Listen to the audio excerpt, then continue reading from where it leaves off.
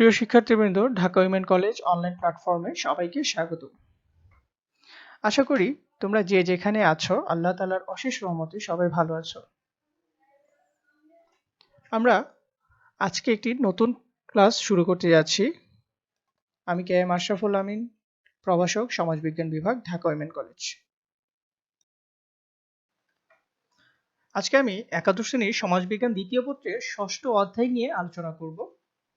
আজকে আলোচনার বিষয়বস্তু হবে বাংলাদেশের গ্রামীণ সমাজের ক্ষমতা কাঠামো, বাংলাদেশের শহুরে সমাজের ক্ষমতা কাঠামো, বাংলাদেশের গ্রামীণ ও শহুরে সমাজের আন্তঃসম্পর্ক এবং পরিবর্তনের ধারা, বাংলাদেশের গ্রাম ও শহরের রীতিনীতি, সংস্কার, বিশ্বাস এবং মূল্যবোধ।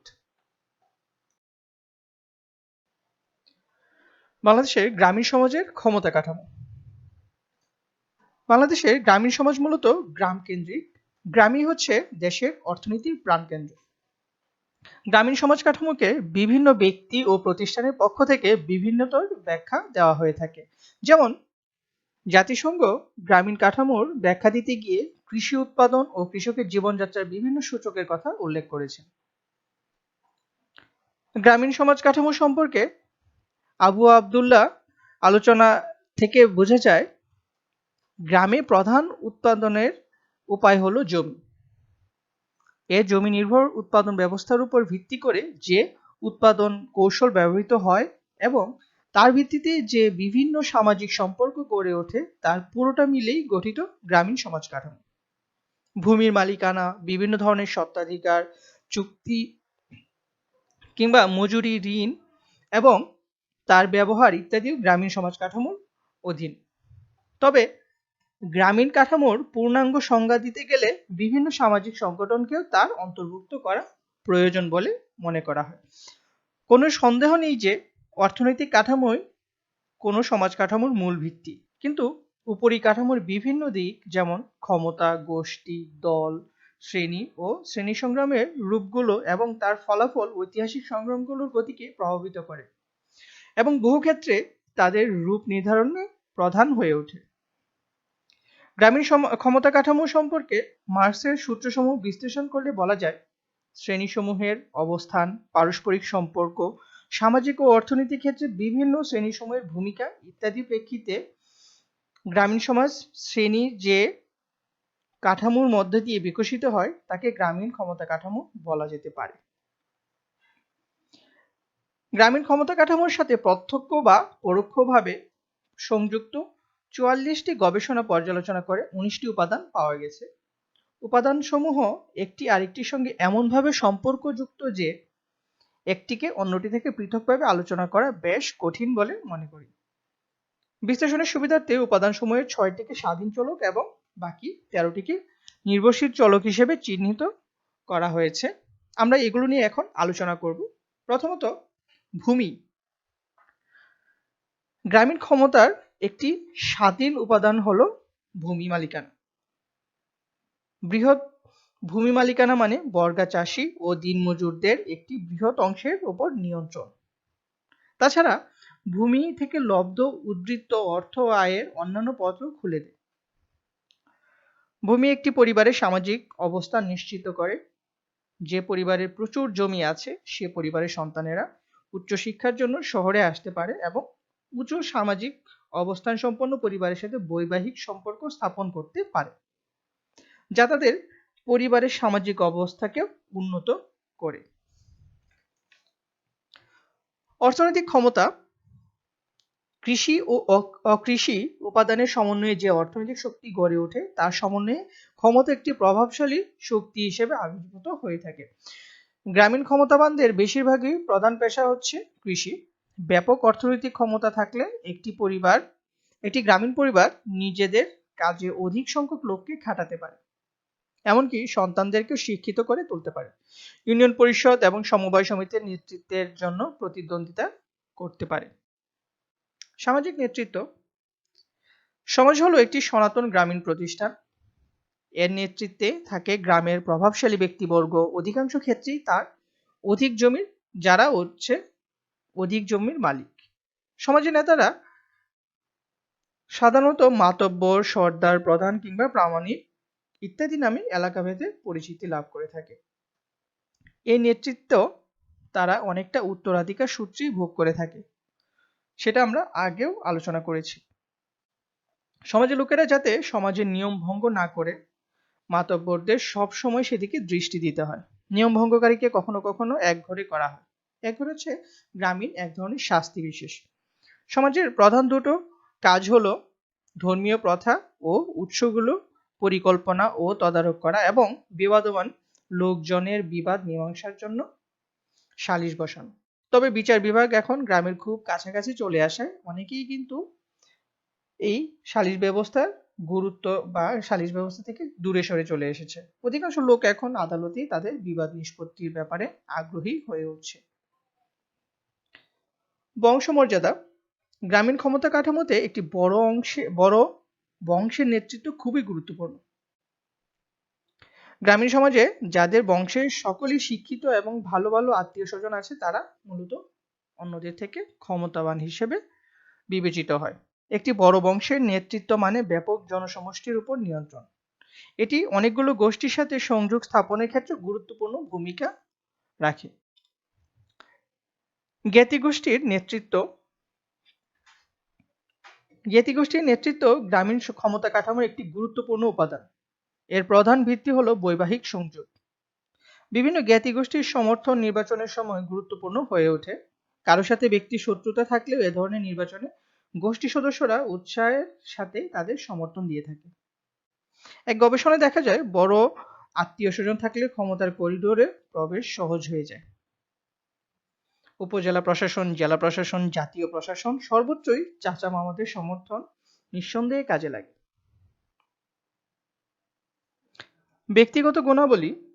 ব্যক্তিগত গুণাবলী ক্ষমতার একটি গুরুত্বপূর্ণ উপাদান হিসেবে বিবেচিত। অভিন্ন শ্রেণীগত পটভূমি সত্ত্বেও বক্তৃতা করা, সাংগঠনিক দক্ষতা, জনমত সংগঠিত করা, বিশ্বাসযোগ্যতা অর্জন ও সাধারণ বিষয়ে জনগণকে সংগঠিত করার সামর্থ্য সম্পন্ন ব্যক্তি বিশেষে ভিন্ন ভিন্ন হয়ে থাকে।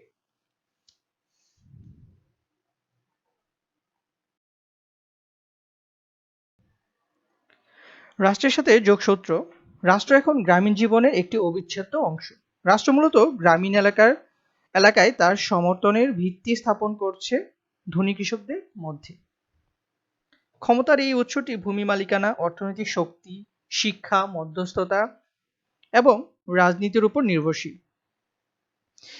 ইউনিয়ন পরিষদ হল স্থানীয় পর্যায়ে রাষ্ট্রের প্রতিনিধিত্বকারী প্রতিষ্ঠান।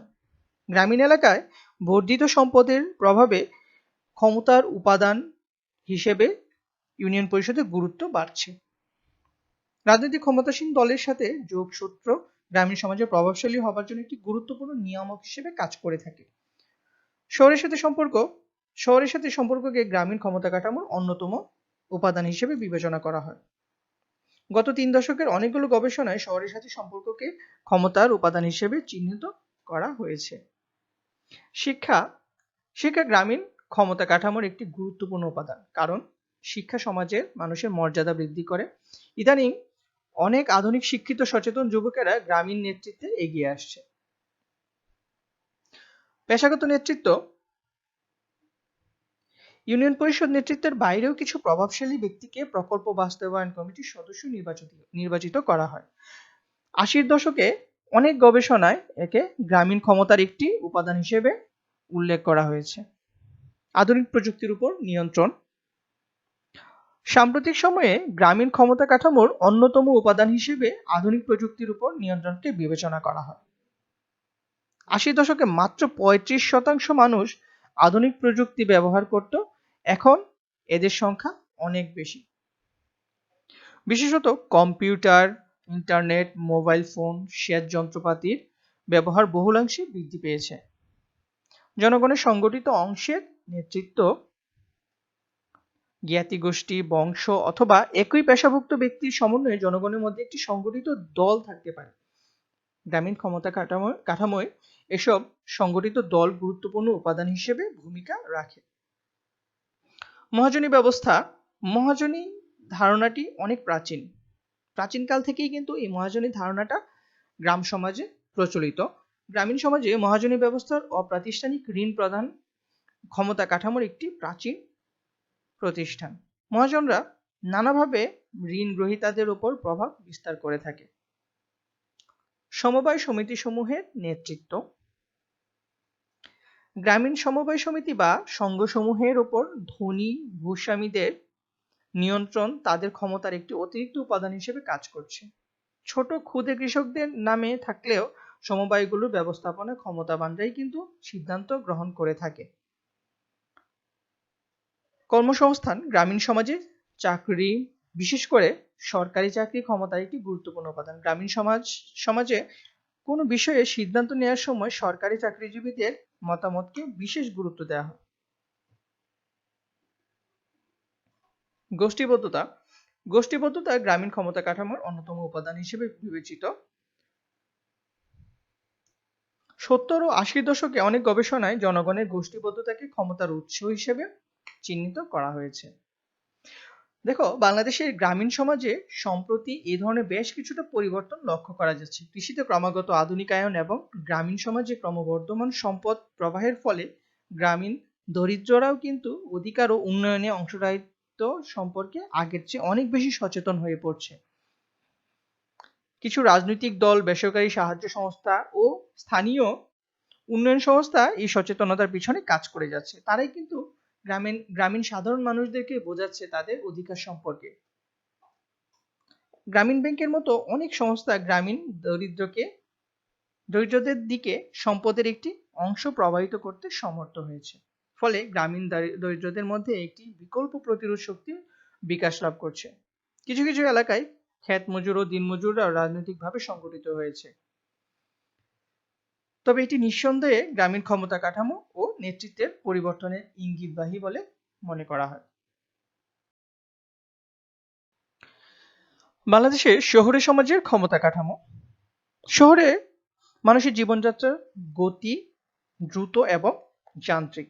মানব সভ্যতার ইতিহাসে শহরের অবদান পরিমাপ করতে গিয়ে স্কটিশ সমাজবিজ্ঞানী রবার্ট এম ম্যাকআইভার বলেন, শহরেই জাগ্রত, জিজ্ঞাসু, কর্মচঞ্চল রাজনৈতিক গণতন্ত্রের তুলনায় তা ছিল মূল্যগতভাবে আলাদা। নগর জীবন গ্রামীণ জীবন অপেক্ষা অনেকটাই আনুষ্ঠানিক। ফলে নগরের ক্ষমতা কাঠামো অনেকখানি আধুনিক। নগরে সাধারণত বিভিন্ন রাজনৈতিক সংগঠন, দল বা প্রচুর অর্থ, ধন সম্পদ, শিল্প কারখানার মালিকরাই ক্ষমতার প্রধান উৎস হিসেবে বিবেচিত হয়ে থাকে। তাছাড়া বিভিন্ন সংগঠনের নির্বাচিত বা মনোনীত সদস্যরা এবং বড় সরকারি কর্মচারী বা আমলা, বড় শিল্প মালিক এবং তাদের প্রতিনিধিরাই ক্ষমতার ধারক বা বাহক হিসেবে স্বীকৃত। আমরা নগর সমাজের ক্ষমতার কিছু উৎস নিয়ে আলোচনা করব। প্রথমত অর্থনীতি। নগর সমাজে ভূমি ও বাড়িঘর অন্যতম মূল্যবান সম্পত্তি। ওইসব সম্পত্তি কিছু কিছু সামাজিক মালিকানায় থাকলেও অধিকাংশ সম্পত্তি ব্যক্তি মালিকানায় রয়েছে। নগর মানে বিভিন্ন শিল্প কারখানার সমাহার। নগর জীবনের সম্পত্তি, শিল্প ও কলকারখানার মালিকগণ বিভিন্নভাবে সমাজে ক্ষমতা প্রদর্শন করে থাকেন। ইদানিং তারাই অনেক সময় স্থানীয় ও জাতীয় নির্বাচনে অংশগ্রহণ করে জনপ্রতিনিধি নির্বাচিত হয়ে থাকে। রাজনৈতিক দলের সদস্য। বাংলাদেশের রাজনৈতিক কর্মকাণ্ড প্রধানত নগর কেন্দ্রিক, কারণ অধিকাংশ প্রভাবশালী নেতা শহরে বাস করে। নগর জীবনে ক্ষমতা চর্চার অন্যতম উৎস হলো রাজনৈতিক দলের সদস্যপদ। এখানে রাজনৈতিক ক্ষমতা দুটি ধরন দেখা যায়, শাসক এলিট এবং অশাসক এলিট। এটা আমরা আগেও আলোচনা করেছি। যে রাজনৈতিক দল ক্ষমতায় থাকে সে দলের সদস্যপদ লাভ করলে তারা অধিক ক্ষমতার অধিকারী হয়ে থাকে। প্রভাবশালী রাজনৈতিক ব্যক্তিত্ব। নগর সমাজে বিভিন্ন ধরনের পেশা ও শ্রেণীর মানুষ থাকলেও প্রভাবশালী রাজনৈতিক ব্যক্তিত্ব সাধারণত ক্ষমতা কাঠামোর শীর্ষে অবস্থান করে। সমাজের প্রভাবশালী ব্যক্তি ও শ্রেণী সরকারি ক্ষমতাসীন দলের হলে এ ক্ষমতা আরো বেশি লক্ষ্য করা যায়। তোমরা তোমাদের চারপাশেই সেই জিনিসগুলো দেখতে পাচ্ছ, কারণ তাদের সাথে কেন্দ্রীয় নেতাদের সম্পর্ক থাকে।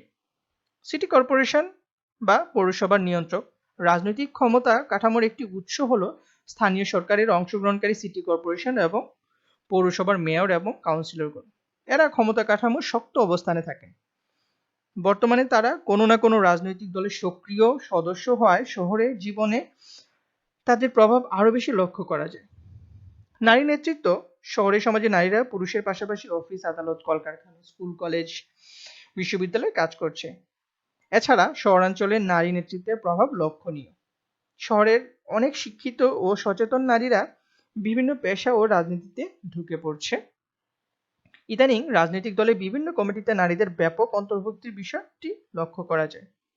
ফলে তাদের যথেষ্ট ক্ষমতা সমাজে প্রতীয়মান হয়ে থাকে।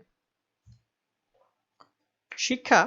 শহুরে সমাজের মানুষ আধুনিক স্কুল, কলেজ ও বিশ্ববিদ্যালয়ে লেখাপড়া করে আধুনিক শিক্ষায় শিক্ষিত হয়ে থাকে। তাই শহর জীবনে শিক্ষিত শ্রেণীর আধিক্য বেশি। শিক্ষিত শ্রেণীরা শহরের বিভিন্ন সরকারি, বেসরকারি প্রতিষ্ঠানে গুরুত্বপূর্ণ দায়িত্বে অধিষ্ঠিত হওয়ায় তারা ক্ষমতার অধিকারী হয়ে থাকে। পেশা। শহরে বিভিন্ন প্রকার অফিস, আদালত ও শিল্প কারখানা সমাবেশ স্থল। তাই বলা যায় নগর মানেই বিভিন্ন পেশার মানুষের আধিক্য। নগর জীবনে উচ্চপদস্থ কর্মকর্তা বা আমলারা বিশেষ ক্ষমতারও অধিকারী। তারা সর্বদা নগর ক্ষমতা কাঠামোর একেবারে কেন্দ্রে অবস্থান করে থাকে। ধর্ম। শহুরে সমাজের সদস্যরা আধুনিক ধর্মীয় শিক্ষায় বিশ্বাসী।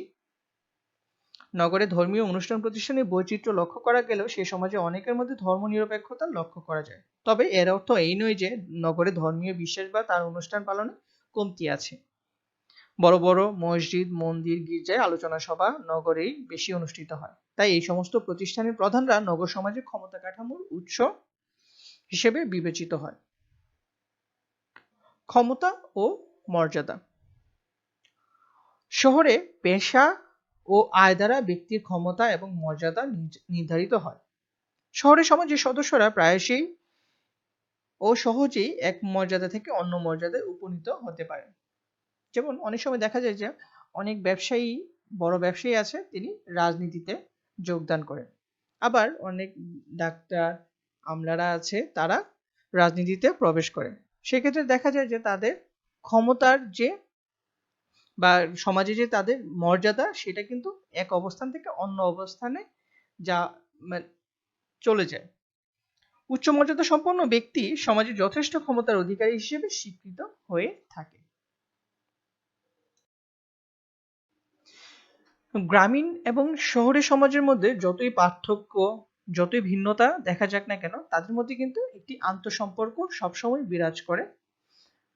এখন আমরা বাংলাদেশের গ্রামীণ এবং শহুরে সমাজের আন্তঃসম্পর্ক এবং পরিবর্তনের ধারা নিয়ে আলোচনা করব। বাংলাদেশ একটি গ্রাম প্রধান দেশ। গ্রামের প্রায় ৮০% সরাসরি কৃষির সাথে সম্পর্কিত। ফলশ্রুতিতে শহরের সমাজকে গ্রামীণ সমাজের উপর নির্ভর করতে হয়। প্রকৃতপক্ষে গ্রাম ও শহর সমাজ একে অপরের উপর প্রত্যক্ষ বা পরোক্ষভাবে নির্ভরশীল। গ্রামীণ ও শহরের সমাজের মধ্যে মৌলিক পার্থক্য হলো জীবনধারাগত।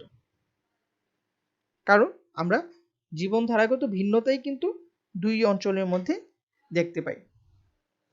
উভয় সমাজের অধিবাসীদের সমাজ জীবনের বিভিন্ন ক্ষেত্রে পার্থক্য থাকলেও তাদের মধ্যে আন্তঃসম্পর্কও কিন্তু বিদ্যমান। উভয় ধরনের জীবন ব্যবস্থার বৈশিষ্ট্যসমূহ ব্যাখ্যা বিশ্লেষণের মাধ্যমে এই সম্পর্ক সম্বন্ধে আমরা অবহিত হব। শহুরে সমাজে অনেকেই গ্রাম থেকে এসেছে, তাই এদের নিকট আত্মীয় জ্ঞাতিরা অনেকেই গ্রামে বা শহরে বাস করে। এই অবস্থায় শহরের সব উৎসব আয়োজনে গ্রামের জ্ঞাতিরা যোগ দিতে পারে না। তবে শহরে জ্ঞাতি, সহকর্মী, বন্ধু বান্ধব এবং ব্যবসার অংশীদার বিভিন্ন উৎসব অনুষ্ঠানে যোগদান করে থাকে।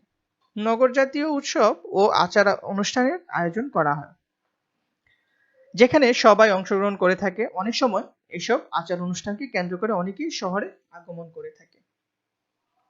ইদানিং গ্রাম সমাজে এ ধরনের বিভিন্ন অনুষ্ঠানের আয়োজন করা হয়ে থাকে। এ সকল অনুষ্ঠানের মাধ্যমে গ্রাম ও শহর সমাজের মানুষের আন্তঃসম্পর্ক তৈরি হয়ে থাকে। সম্প্রতি শহরের সমাজের ন্যায় গ্রামীণ সমাজে সক্রিয় রাজনৈতিক কর্মকাণ্ড পরিচালিত হয়। গ্রামীণ পর্যায়ে ইউনিয়ন পরিষদ চেয়ারম্যান, মেম্বার নির্বাচনে দলীয় প্রভাব চোখে পড়ে। এমনকি গ্রামে যারা মাতব্বর বা মুরব্বী, তাদের মধ্যে রাজনৈতিক প্রভাব সুস্পষ্টভাবেই কিন্তু লক্ষ্য করা যায়। তাছাড়া অনেকেই আধুনিক শিক্ষালয়ে শিক্ষিত হয়ে গ্রামে ফিরে এসে রাজনীতিতে জড়িয়ে পড়ছে। আবার অনেকে স্বেচ্ছায় রাজনীতি করছে দেশ ও জনগণের সেবার জন্য। তাই বাংলাদেশের গ্রাম ও শহর সমাজের মধ্যে চমৎকার আন্তঃসম্পর্ক আমরা দেখতে পাই। শহর জীবন, শিল্পায়ন, শিক্ষা, পেশা ইত্যাদি গ্রাম সমাজে দ্রুত পরিবর্তন করছে বা পরিবর্তিত করছে। এ পরিবর্তন গ্রামের গতি, স্থানান্তরিত প্রকৃতিতেও পরিবর্তন সাধন করছে। আমরা এখন কয়েকটি বিষয় নিয়ে আলোচনা করব। তার মধ্যে প্রথমত হচ্ছে এলিট, গোষ্ঠীর উঁচু মর্যাদা সম্পন্ন অধিকতর প্রভাবশালী কোনো দলকে বোঝানোর জন্য এলিট শব্দটি মূলত ব্যবহার করা হয়। গ্রামীণ সমাজের নেতারা সাধারণত মাতব্বর, সর্দার কিংবা প্রামাণিক নামে পরিচিত। এই সমস্ত নেতাদের শহরের সমাজের সাথে কোনো না কোনো যোগসূত্র তো থাকেই। গত দশকে অনেকগুলো গবেষণায় শহরের সাথে যোগসূত্রকে গ্রামীণ ক্ষমতা কাঠামোর অন্যতম উপাদান হিসেবে চিহ্নিত করা হয়েছে, যেটা আমরা কিছুক্ষণ আগে পড়েছি। শহরের সাথে যোগসূত্র বলতে এখানে বিভিন্ন রাজনৈতিক দলের সাথে, বিশেষত ক্ষমতাসীন দলের সাথে যোগসূত্রকে বোঝানো হয়েছে। দ্বিতীয়ত শিক্ষা। শিক্ষা একটি গুরুত্বপূর্ণ সামাজিক উপাদান। এই শিক্ষা অর্জনে গ্রামীণ সমাজের সদস্যরা শহরের সমাজের উপর নির্ভর করে থাকে, কারণ বাংলাদেশে এখন পর্যন্ত উন্নত ও মানসম্পন্ন শিক্ষা প্রতিষ্ঠানগুলো কিন্তু শহরেই অবস্থিত। ফলে গ্রাম থেকে অনেক সচেতন অভিভাবক তাদের সন্তানদের পড়াশোনার জন্য শহরে পাঠান, তারা যেন আধুনিক শিক্ষায় শিক্ষিত হতে পারে। সঙ্গত কারণেই শহরে সমাজের সাথে গ্রামীণ সমাজের একটি আন্তঃসম্পর্ক গড়ে ওঠে। আমি নিজেও কিন্তু গ্রাম থেকে শহরমুখী হয়েছি এই আধুনিক শিক্ষায় শিক্ষিত হওয়ার জন্য।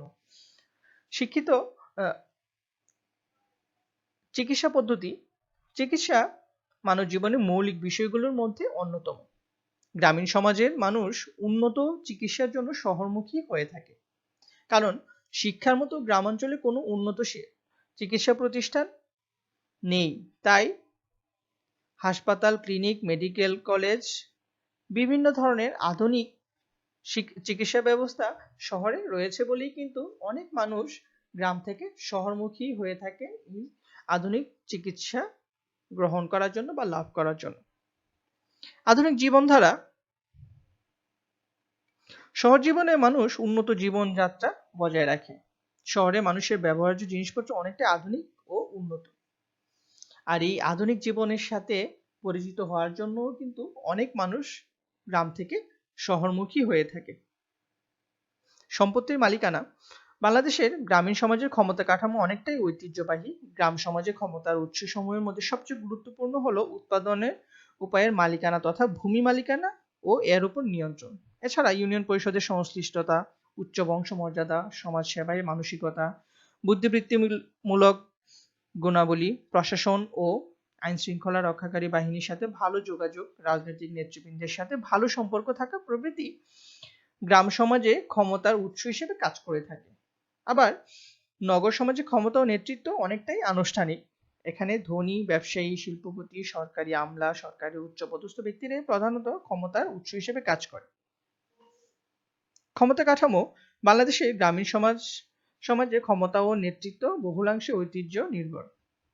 জ্ঞাতি সম্পর্কিত মর্যাদা গোষ্ঠী ভূমি মালিকানার সাথে সম্পর্কযুক্ত। তবে সম্প্রতি নেতৃত্বের এই ঐতিহাসিক ধরনের ক্ষেত্রে বেশ কিছুটা পরিবর্তন লক্ষ্য করা যায়। অর্থাৎ ইদানিং গ্রামীণ নেতৃত্বের সাথে শহরের রাজনৈতিক দলের নেতাদের সম্পর্ক ক্ষমতার মাত্রা হিসেবে চিহ্নিত হচ্ছে। গ্রামীণ দরিদ্র শ্রেণীরা হচ্ছে মূলত শহরের সমাজের যোগাযোগের মাধ্যম। এ থেকে আমরা বলতে পারি গ্রামীণ ও নগর সমাজ ব্যবস্থার মধ্যে পার্থক্য পরিলক্ষিত হলে দ্রুত নগরায়ন, যোগাযোগ ব্যবস্থা ও তথ্য প্রযুক্তির উন্নতির ফলে ক্রমশই গ্রাম ও শহরের বৈষম্য কমে আসছে। সাম্প্রতিককালে গ্রাম ও শহরের মধ্যে সহযোগিতার সম্পর্ক গড়ে উঠছে, যেটা প্রাচীনকালেও ছিল। গ্রামীণ জনগোষ্ঠী নিজেদের অবস্থান সম্পর্কে সচেতন হচ্ছে, ফলে তারা শহরের জনগোষ্ঠীর সাথে তাল মিলিয়ে চলারও অনেকটা চেষ্টা করছে। বাংলাদেশের গ্রাম ও শহরের রীতিনীতি, সংস্কার, বিশ্বাস এবং মূল্যবোধ। বাংলাদেশ একটি গ্রাম প্রধান দেশ হলেও গ্রামের সাথে শহরের জীবনের রীতিনীতি, সংস্কার, বিশ্বাস এবং মূল্যবোধের গভীর সম্পর্ক বিদ্যমান। এ প্রসঙ্গে মার্কিন সমাজবিজ্ঞানী লুইস ওয়ার্থের মতে নাগরিক জীবনের এমন একটি বৈশিষ্ট্য রয়েছে যা নগরবাসীর মার্জিত রুচি, বৈজ্ঞানিক দৃষ্টিভঙ্গি ও অন্ধ গোঁড়ামিমুক্ত মূল্যবোধ ও আচার আচরণের মধ্যে ফুটে ওঠে। কিন্তু গ্রামের মানুষের আচার আচরণ, দৃষ্টিভঙ্গি, বিশ্বাস ও মূল্যবোধ এরকম নয়। আমরা যদি দেখি, শহরি সম্প্রদায় একটি অভিন্ন স্বার্থের উপর নির্ভর করে গড়ে উঠেছে, আর গ্রামীণ সমাজের ভিত্তি অধিবাসীদের অভিন্ন রক্তের সম্পর্কের উপর। গ্রামের চেয়ে শহরের সামাজিক সম্পর্কের পরিধিও অধিক বিস্তৃত, ফলে শহরের জীবন অনেক জটিল ও বৈচিত্র্যপূর্ণ। গ্রামের মতো শহরের সামাজিক সম্পর্ক ততটা অন্তরঙ্গ নয়। শহরের সমাজের অধিবাসীদের মধ্যে আন্তরিকতা, আদর্শ, মূল্যবোধ ও মানসিকতার অভাব চোখে পড়ে। এই সমাজের সদস্যদের মধ্যকার সম্পর্ক নিতান্তই আনুষ্ঠানিক, অর্থাৎ যে যার প্রয়োজন মতো একজন আরেকজনের সাথে মিথস্ক্রিয়ায় লিপ্ত হচ্ছে বা পারস্পরিক সম্পর্কে লিপ্ত হচ্ছে। কিন্তু গ্রামীণ সমাজের সদস্যদের মধ্যে আন্তরিকতা, ঘনিষ্ঠতা ও অনানুষ্ঠানিক সম্পর্কই কিন্তু বিদ্যমান। বিভিন্ন সামাজিক অনুষ্ঠানাদির মাধ্যমে তা বিভিন্নভাবে প্রকাশিত হয়ে থাকে। শহুরে সমাজে আধুনিক, শিক্ষিত ও সচেতন শ্রেণীর মানুষ বাস করে, ফলে সনাতন ধ্যান ধারণা, নানা রকম কুসংস্কার তাদের মধ্যে লক্ষ্য করা যায় না। কিন্তু গ্রামাঞ্চলে কিন্তু অনেকটাই হচ্ছে প্রকৃতি নির্ভর। তারা কিন্তু সনাতন ধ্যান ধারণা এবং নানা রকম কুসংস্কার দ্বারা প্রভাবিত। শহরের জনগোষ্ঠী মন মানসিকতা অধিকতর উন্নত হয়ে থাকে। পুরনো ধ্যান ধারণা, প্রথা, বিশ্বাসকে তারা পরিবর্তন করতে চায়, যেখানে গ্রামাঞ্চলের মানুষরা কিন্তু সেটাকে আঁকড়ে ধরে রাখে।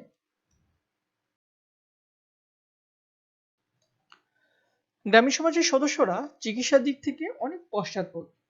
শহরের বড় বড় হাসপাতাল, ক্লিনিক, যোগ্য ও বিখ্যাত ডাক্তার সবই পাওয়া যায়, ফলে গ্রামের সচ্ছল পরিবারের সদস্যরা গুরুতর রোগের চিকিৎসার জন্য কিন্তু শহরমুখী হয়ে থাকে। আবার গ্রামীণ সমাজের মানুষের জীবন অনেকখানি স্থির, গতিশীল নয়। গ্রামীণ সমাজের সংস্কৃতি, ঐতিহ্য ও মূল্যবোধের উপর সামাজিক গতিশীলতার প্রভাব চোখে পড়ে। অন্যদিকে শহরের সমাজের সদস্যদের জীবনযাত্রা ও সামাজিক গতিশীলতা গ্রামের তুলনায় অনেক বেশি। গ্রামের মানুষের সামাজিক মর্যাদা মূলত বংশগত ও অর্থ সম্পদের ভিত্তিতে নির্ধারিত হয়ে থাকে। অপরদিকে শহরের অধিকাংশ মানুষই শিক্ষিত এবং আর্থিকভাবে সচ্ছল, ফলে তাদের সামাজিক মর্যাদা একই ধরনের হয়ে থাকে। গ্রামীণ নারীরা শহরের তুলনায় পিছিয়ে আছে। শিক্ষা, নারীর ক্ষমতায়ন বা অন্যান্য সকল ক্ষেত্রে কাজের দিক থেকে কিন্তু তারা শহরের নারীদের থেকে অনেকটাই পিছিয়ে রয়েছে। আবার তাদের শহরের তুলনায় গ্রামের নারীর অগ্রগতির ক্ষেত্রে বেশ প্রতিবন্ধকতা বিরাজমান। সামাজিক বিশ্বাস ও দৃষ্টিভঙ্গির দিক থেকেও গ্রাম পিছিয়ে রয়েছে। এই আলোচনাগুলোর ভিত্তিতে বলা যায়, বাংলাদেশের গ্রাম ও শহরের রীতিনীতি, সংস্কার, বিশ্বাস এবং মূল্যবোধের মধ্যে নিবিড় সম্পর্কও কিন্তু বিদ্যমান। বিভিন্ন দিক থেকে পার্থক্য পরিলক্ষিত হলেও তাদের মধ্যে কিন্তু নিবিড় একটা সম্পর্ক আমরা দেখতে পাই। প্রিয় শিক্ষার্থীবৃন্দ, আমরা এর মধ্যে দিয়ে মোটামুটি ভাবে আমাদের ষষ্ঠ অধ্যায়টা শেষ করতে পেরেছি। আমরা আশা করব পরবর্তীতে অন্য আরেকটা চ্যাপ্টার নিয়ে আমরা আলোচনা করব। সে পর্যন্ত তোমরা সবাই ভালো থাকবে, সুস্থ থাকবে, বাসায় বেশি বেশি পড়াশোনা করবে এবং স্বাস্থ্যবিধি মেনে চলবে। প্রয়োজন ছাড়া কখনোই বাড়ির বাইরে যাবে না, এবং তোমার আশেপাশে যারা অসচেতন রয়েছে তাদেরকে সচেতন করার জন্য তোমার কিন্তু একটা নির্দিষ্ট দায়িত্ব রয়েছে সমাজের সদস্য হিসেবে। সো তোমরা সেভাবে সেই দায়িত্বগুলো পালন করবে এবং ঘরে থাকবে।